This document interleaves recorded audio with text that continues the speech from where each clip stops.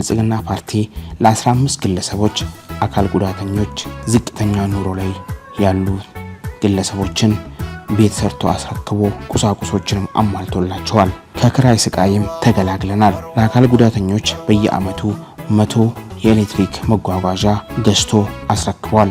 ዊልቸር፣ ክራንች የመሳሰሉ ቁሳቁሶችንም አስረክቧል። በጣም ከልብ እናመሰግናለን።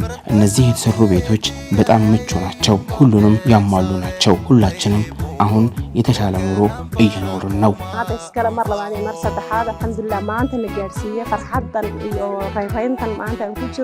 ይህንን ለማየት ስለበቃው በጣም ደስ ብሎኛል።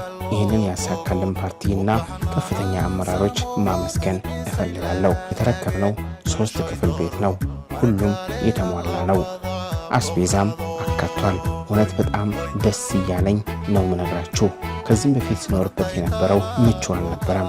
ዝናብ ሲዘንብ ያፈሳል። አሁን ግን ህይወታችን ተቀይሯል። ደስ የሚል ኑሮም እየኖርን ነው።